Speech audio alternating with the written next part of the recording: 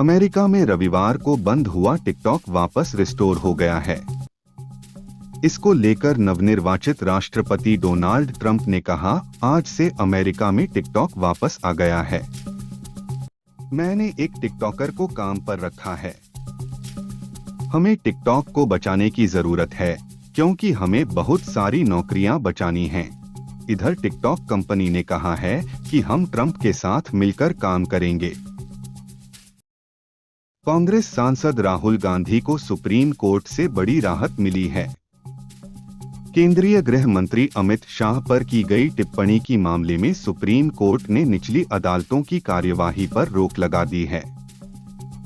शाह से संबंधित मानहानि केस रद्द करने की मांग को लेकर राहुल ने सुप्रीम कोर्ट में याचिका लगाई थी, जिस पर सुनवाई के दौरान सुप्रीम कोर्ट ने झारखंड सरकार और स्थानीय बीजेपी नेता को नोटिस जारी किया है। ईरान ने ईशनिंदा के आरोप में फेमस पॉप सिंगर आमिर तातालू को मौत की सजा सुनाई है। तातालू पर पैगंबर मोहम्मद साहब का अपमान करने का आरोप था, जिसे सुप्रीम कोर्ट ने सही पाया। ऐसे में पहले उन्हें 5 साल की सजा सुनाई गई थी, लेकिन अभियोजक की आपत्ति के बाद इस सजा को मौत की सजा में बदल दिया गया। हालांकि ये आखिरी फैसला नहीं है। तातालू इस फैसले के खिलाफ अपील कर सकते हैं। कानपुर यूपी में एक पत्नी सरकारी नौकरी लगते ही पति को छोड़कर मायके चली गई और साथ रहने के लिए 1 करोड़ की डिमांड कर रही है।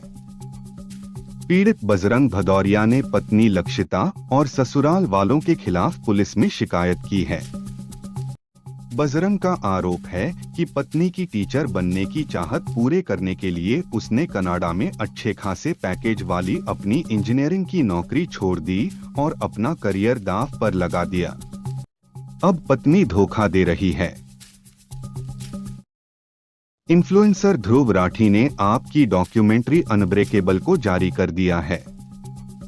आप संयोजक अरविंद केजरीवाल ने उनका धन्यवाद करते हुए कहा, ये फिल्म मेरे लिए बेहद भावुक है।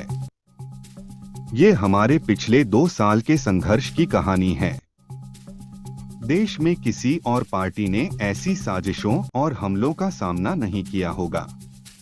धन्यवाद ध्रुव, जब पूरा सिस्टम इसे रोकने की कोशिश कर रहा था, तब आपने इसे दुनिया के सामने लाने की हिम्मत दिखाई।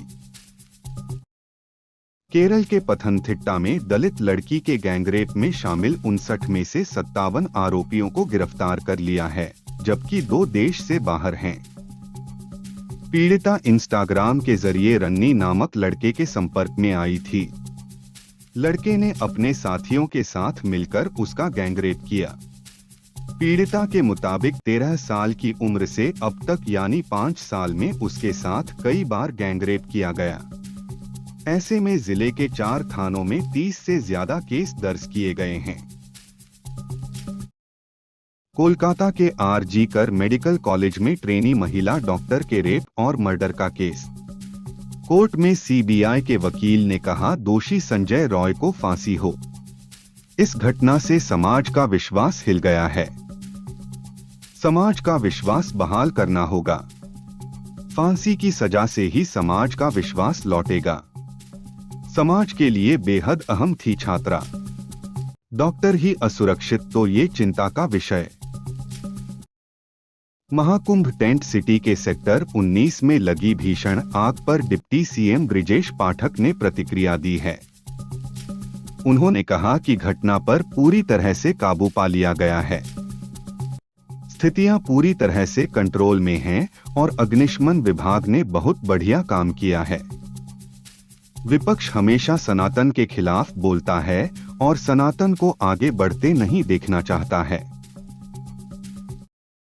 देश की बड़ी पार्टियों में से एक धर्म बचाने तो दूसरी जाति बचाने में लगी है। इंसानियत बचाने की चिंता न आम आदमी को है, न सियासी दलों को। सैफ अली खान के इलाज में 40 लाख का बिल, उसमें से महज 25 लाख का मेडिक्लेम मिलने से ये अहम मुद्दा किसी तरह चर्चा पा सका। आम आदमी न तो 40 लाख का बिल चुका सकता है, न उसे इतना तगड़ा मेडिक्लेम मिलता है। ऐसे में सवाल है कि इस 5 स्टार अस्पतालों के दौर में आम आदमी क्या करे। हमास द्वारा 3 इजरायली बंधकों को छोड़ने के बाद इजराइल ने भी फिलिस्तीन के 90 बंधकों को छोड़ा है। रिहाई के बाद जैसे ही ये लोग गाजा पहुंचे तो सैकड़ों फिलिस्तीनियों ने इन्हें घेर लिया और बस पर चढ़कर नारेबाजी करने लगे। लोगों ने विक्ट्री का साइन दिखाते हुए इनका जोरदार स्वागत किया। इस दौरान लोगों के हाथों में फिलिस्तीन, हमास और हिजबुल्लाह के झंडे दिखाई दिए।